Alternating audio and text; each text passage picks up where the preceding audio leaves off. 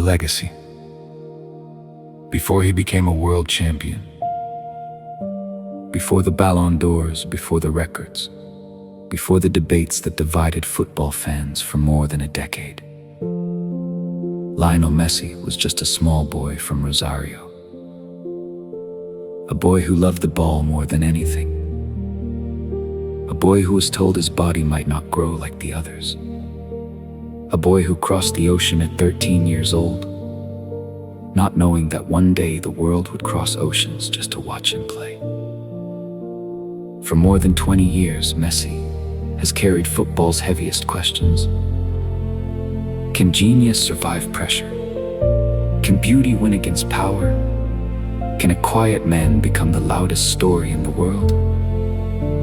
At Barcelona, he turned the Camp Nou into a theater. In Paris, he carried the weight of expectation in a shirt that never fully felt like home. In Miami, he changed the way America looked at soccer. And with Argentina, after years of heartbreak, he finally lifted the trophy that had followed him like a shadow his entire career. The World Cup. But Messi's story did not end there. In 2026, at an age when most legends are already living in memory, he walked into another World Cup and scored a hat trick against Algeria.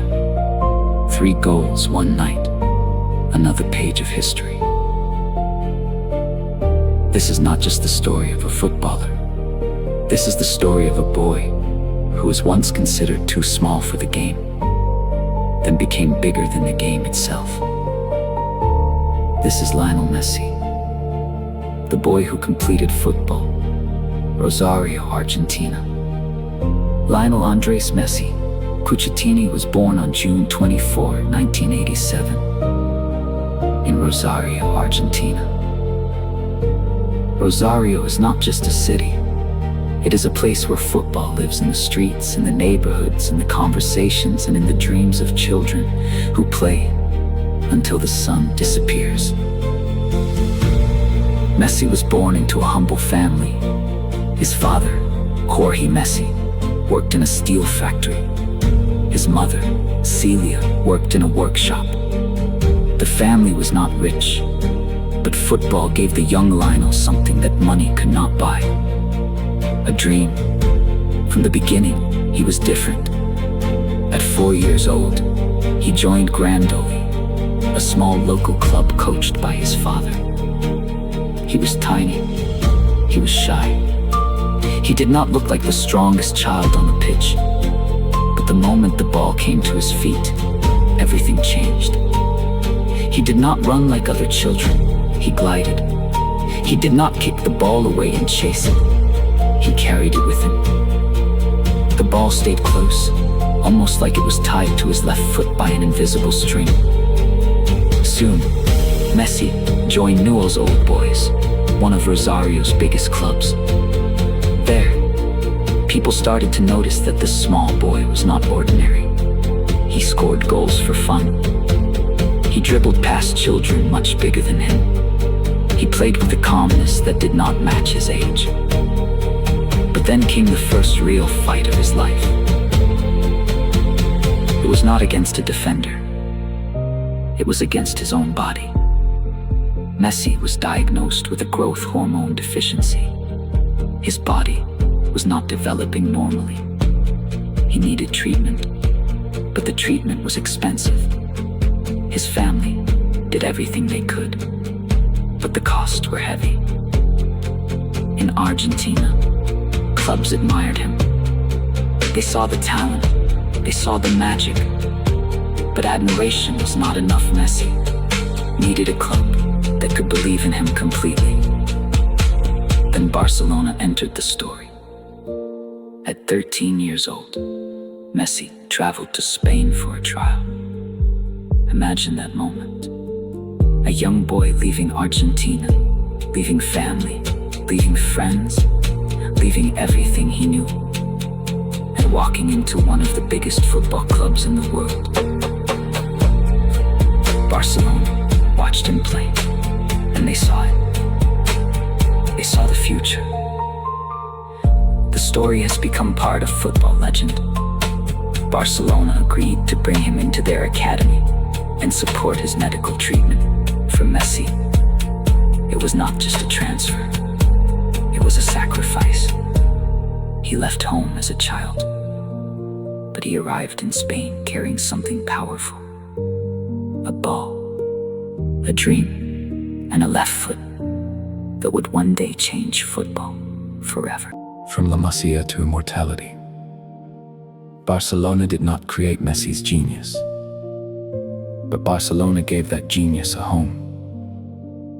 At La Masia, the club's famous academy, Messi grew inside a football culture built on technique, intelligence, movement, and control.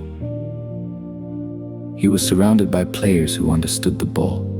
He was taught to think quickly, move carefully, and respect the rhythm of the game.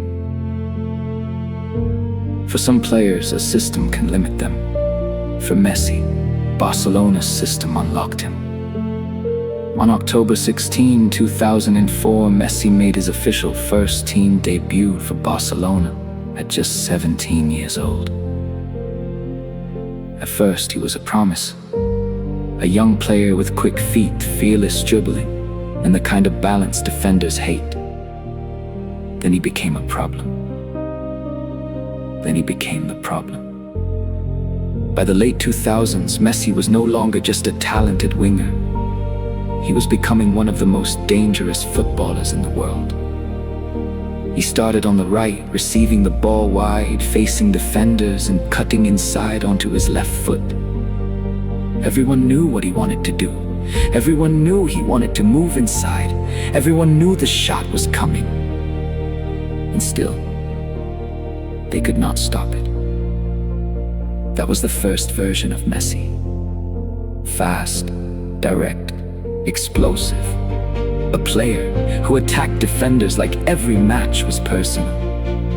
But then came Pep Guardiola. Under Guardiola, Messi's role changed. He moved into the false nine position, dropping deep between the lines. This tactical shift changed Barcelona, changed European football, and changed Messi's career. He was no longer just a winger. He became the center of everything. Messi would drop into midfield, defenders would follow him, and space would open behind them. Xavi and Iniesta controlled the rhythm. Dani Alves attacked from the right. Sergio Busquets protected the structure. And Messi became the final answer to every question. If Barcelona needed a goal, Messi could score it. If Barcelona needed a pass, Messi could create it. If Barcelona needed calm, Messi could slow the game. If Barcelona needed chaos, Messi could destroy the opponent in 5 seconds. The 2008-09 season was the beginning of a football empire. Barcelona won La Liga, the Copa del Rey, and the UEFA Champions League, a historic treble. In the Champions League final against Manchester United, Messi scored with a header, rising above the defense in Rome. For a player often called small, it was the perfect image. Messi flying above giants. Then came more greatness. In 2011, Barcelona met Manchester United again in the Champions League final. This time at Wembley. Barcelona produced one of the greatest final performances ever. Messi scored from outside the box, a low strike that seemed to surprise nobody, because by then, the world had learned something simple. If Messi had space, something dangerous was coming. The 2011-12 season pushed his numbers into another universe. Messi scored 73 goals for Barcelona in all competitions that season. In the 2012 calendar year, he scored 91 goals for club and country. 91 goals in 1 year. A number that sounds impossible, even when you know it happened. But reducing Messi to goals alone is a mistake, because Messi was never only a goal scorer. He was a playmaker with the finishing of a striker. He was a winger with the vision of a midfielder. He was a dribbler with the patience of a chess player. He could begin the move, shaped the move and finished the move. At Barcelona, Messi played 7-7-8 official matches and scored 6-7-2 goals. He became the club's all-time top scorer. He won 10 La Liga titles, 4 Champions League titles, 7 Copa del Rey trophies, 3 FIFA Club World Cups, 3 UEFA Super Cups, and 8 Spanish Super Cups in total. He won 35 trophies with Barcelona. But the numbers do not fully explain what he meant. They do not explain the silence before he took a free kick. They do not explain the fear in defenders when he started running at them. They do not explain how the Camp Nou would begin to rise before he even shot. Because the fans could feel history before it happened. There were many versions of Messi at Barcelona. There was the young Messi, hair flying, dribbling past entire defenses. There was the false nine Messi, destroying teams with movement and intelligence. There was the MSN Messi, playing alongside Neymar and Luis Suarez, forming one of the greatest attacking trios football has ever seen. There was the captain Messi, carrying a weakened Barcelona through difficult years, often looking like both the creator and the finisher, both the system and the solution. The 2014-15 season gave Barcelona another treble. Messi, Neymar, and Suarez were unstoppable. One of the most famous moments came against Bayern Munich, when Messi dropped Jerome Boateng with a change of direction and chipped Manuel Neuer.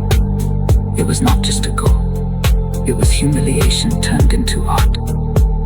The greatness also brings pain. As Barcelona aged, the Champions League became cruel. Roma, Liverpool, Bayern Munich. Nights of collapse. Nights when Messi's face said more than his words ever could. Then, in 2021, the story ended in a way nobody expected. Barcelona's financial problems meant they could not register Messi under La Liga rules. Messi wanted to stay. The club wanted him to stay. The fans wanted him to stay. But football is not only emotion. It is also contracts, salaries, rules, and money. At his farewell press conference, Messi cried. The boy who arrived at 13 was leaving as the greatest player in the club's history. Not with a final Champions League night, not with a packed Camp Nou farewell, but with tears. The Barcelona chapter was over, and for the first time in his career, Lionel Messi had to become someone else's player. A genius away from home. When Lionel Messi signed for Paris Saint-Germain in 2021, football felt strange. Messi in another club shirt did not look real. For more than 20 years he had belonged to Barcelona. The colors, the stadium, the number 10, the identity. Everything had been connected. Now he was in Paris. PSG already had stars Neymar, Kylian Mbappé, Sergio Ramos, Angel Di Maria, Marco Verratti. On paper, it looked like a dream team. But football is not played on paper. Messi arrived in France after emotional exhaustion. He had left the only club he had ever known. He was adapting to a new city, a new league, a new culture, and a new football environment. His first PSG season was difficult by his standards. He still created chances. He still passed beautifully. He still saw things others could not see. But the goals did not arrive in the way people expected. For any other player, the season might have looked respectable. For Messi, it was judged against Messi. That is the burden of being Lionel Messi. People do not compare you to normal greatness. They compare you to your own impossible past. In his second season, Messi looked more comfortable. He created more, scored more, combined with Neymar and Mbappé. And for long periods, he reminded the world that even in a new shirt, the genius was still alive. At PSG, Messi played 75 matches, scored 32 goals and provided 34 assists. He won 2 League One titles and 1 Trophée des Champions. But Paris never became home in the way Barcelona had been. PSG wanted the Champions League. That was the dream. That was the obsession. And when PSG failed again in Europe, frustration grew. For Messi, the PSG era became a bridge. It was not the emotional center of his career. It was not where he became a legend. He was already a legend. But Paris was where Messi lived between 2 major transformations. He arrived after leaving Barcelona, and he left after completing football with Argentina. Because during his time in Paris, the greatest international chapter of his career was about to be written. When America stopped and watched. In 2023, Messi made another decision that shocked the football world. He did not return to Barcelona. He did not choose Saudi Arabia. He chose Inter Miami. For some people, it looked like a retirement move. A softer league, a warmer city, a quieter ending. But Messi's arrival in Miami did not feel quiet. It felt like an earthquake. Inter Miami was not one of the historic giants of world football. It was a young club still trying to build its identity. But the moment Messi arrived, everything changed. Tickets became expensive. Stadiums sold out. Pink shirts appeared around the world. Celebrities came to watch. Children in the United States who had never cared about Major League Soccer suddenly knew when Inter Miami was playing. Messi did not just join MLS. He made MLS part of the global football conversation. His first competition with Inter Miami was the Leagues Cup. Before Messi, Inter Miami had never won a trophy. Then Messi arrived, scored again and again, and led them to the 2020-23 Leagues Cup title. It was immediate. It was dramatic. It was Messi doing what Messi has always done, turning an ordinary football story into something bigger. In 2024, Inter Miami won the Supporters' Shield. In 2025, Inter Miami won the MLS Cup. By then, Messi's American chapter had already become historic. He had not only lifted trophies, he had changed the perception of the league. For years, many global fans saw MLS as a place for aging stars, young prospects, and local development. Messi changed the conversation. Every match became a global event. Every goal traveled across social media within minutes. Every assist reminded fans that his mind was still moving faster than everyone else's legs. But the most important part of the Miami chapter was this: Messi still cared. He was not simply walking through the final years of his career. He was still competing, still demanding the ball, still trying to win. In Miami, he became more than a player. He became a movement, and American soccer has never looked the same since. For years, his relationship with the national team was complicated. In Barcelona, he was adored almost without question. With Argentina, love came with pressure. He was compared to Diego Maradona. He was expected to carry a nation. He was expected to win every tournament. He was expected to speak louder, fight harder, and suffer publicly. But Messi was never Maradona. He was Messi. Quiet, reserved, different. And for a long time, Argentina did not always know how to understand him. Messi's first World Cup came in 2006. He was still a teenage. Argentina had experienced players, and Messi was seen as the future. He scored against Serbia and Montenegro, announcing himself on the world stage. But Argentina lost to Germany in the quarterfinals. It was the beginning of a long World Cup journey.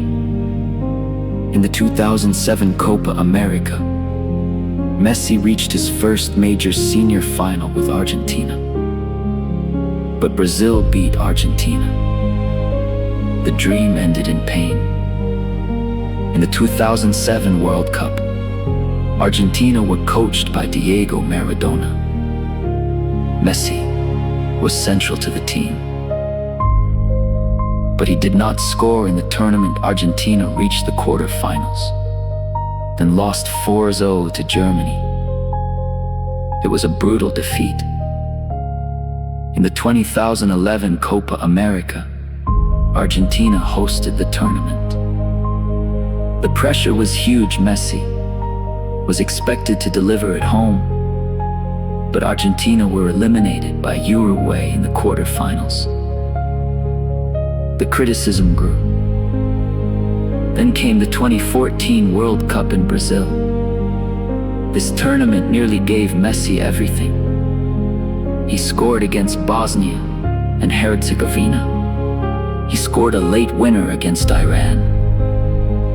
He scored twice against Nigeria. In the knockout stage, he helped Argentina survive difficult matches against Switzerland, Belgium, and the Netherlands. Then came the final. Argentina against Germany. The Maracanã, the World Cup trophy within reach.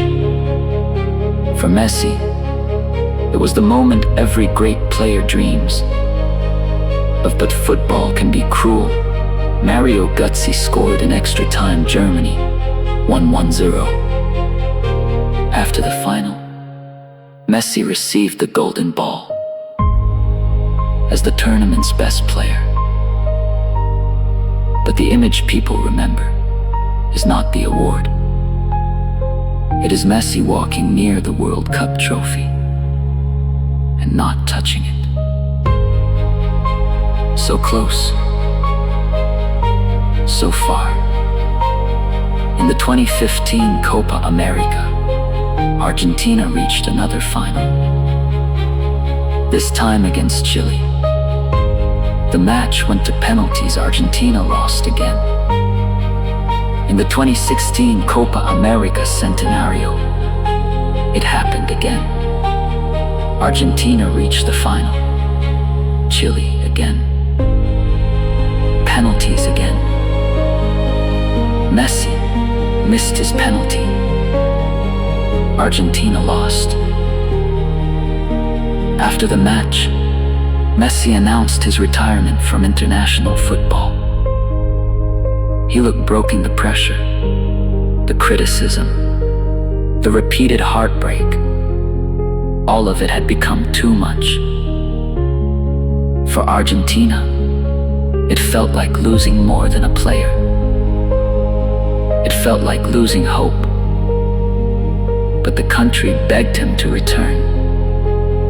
Fans pleaded, teammates spoke. Football itself seemed to ask for one more chance. And Messi came back.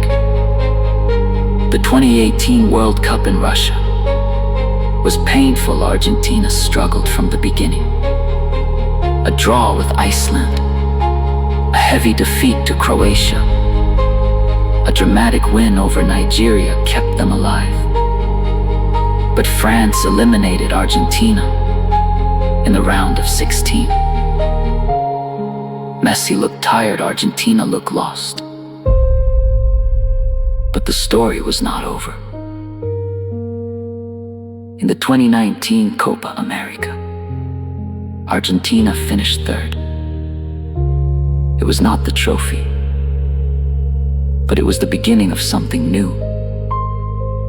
A younger group was forming. Rodrigo, De Paul, Lautaro Martinez, Leandro Paredes later, Julian Alvarez, Enzo Fernandez, Alexis McAllister, and Emiliano Martinez.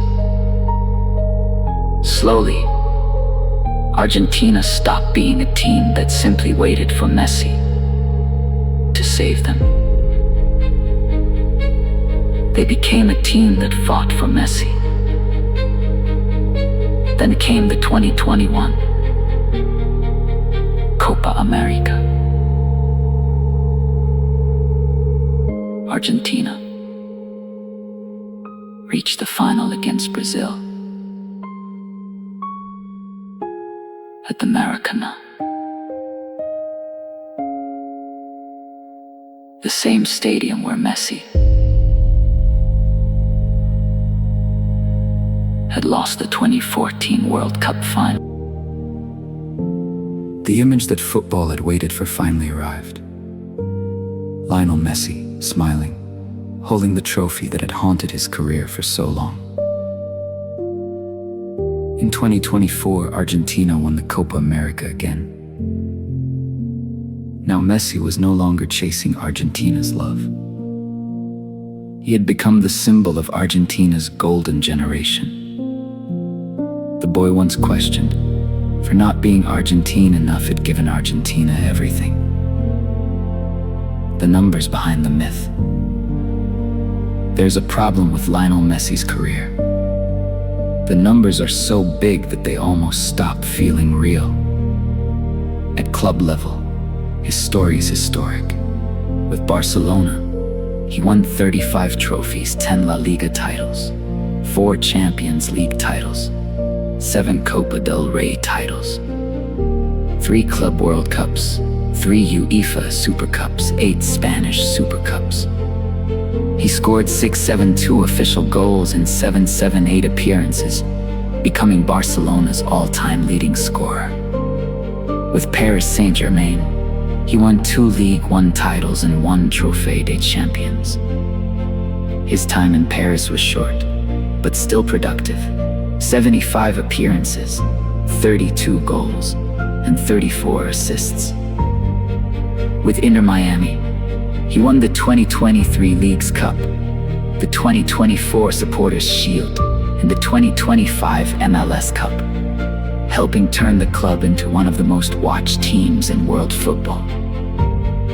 At international level, Messi won the 2005 FIFA Under-20 World Cup with Argentina's youth team. He won Olympic gold in Beijing in 2008 with the senior national team.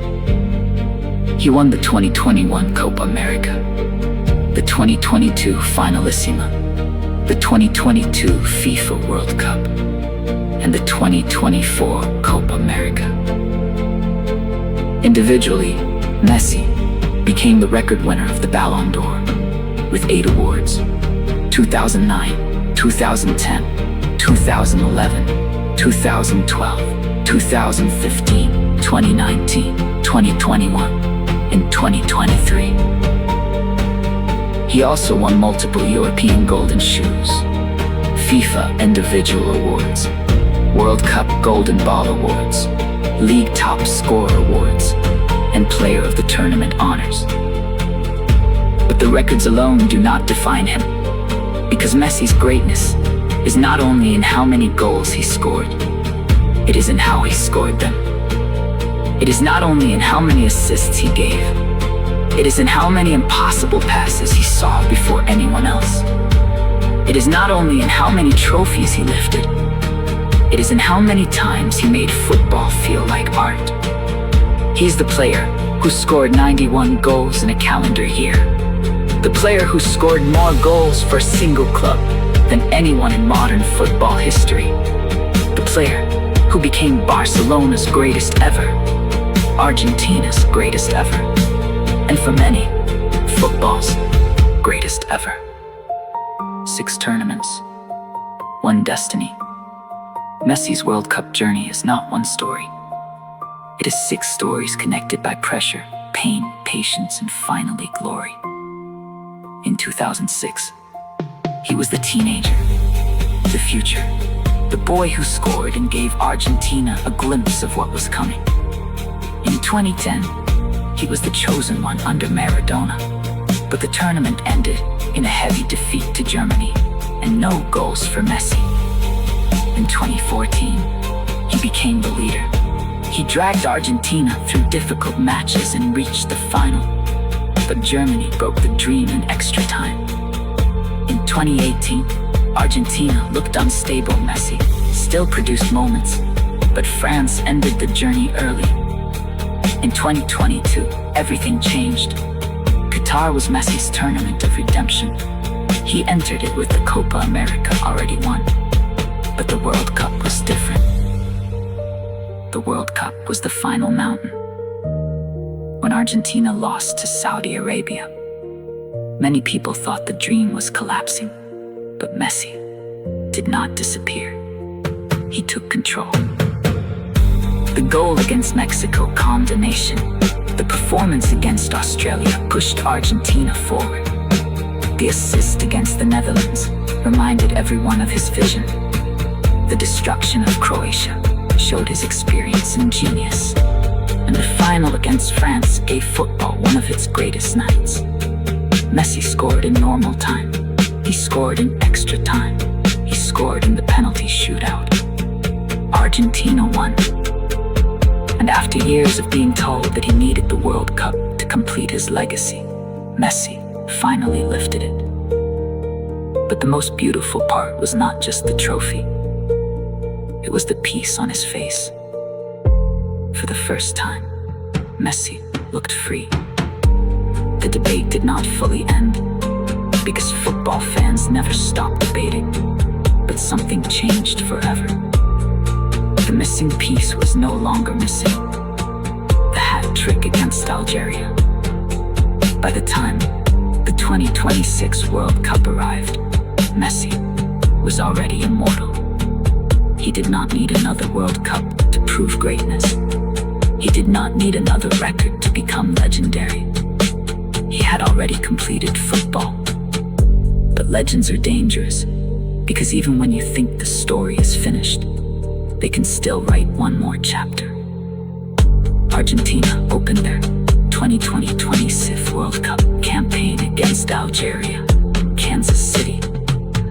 Messi was 38 years old, only days away from turning 39. This was his 6th World Cup, making him the first male player to appear in 6 World Cup tournaments. It was also his 200th match for Argentina. For most players, that would have been the achievement. For Messi, it became the setting. In the 17th minute, Rodrigo de Paul found him. Messi received the ball and moved with that familiar calm. He did not need to sprint. He did not need to force the moment. He waited. He balanced himself. Then he struck. Goal. Argentina led 1-0. The celebration was not wild. It was controlled, almost familiar.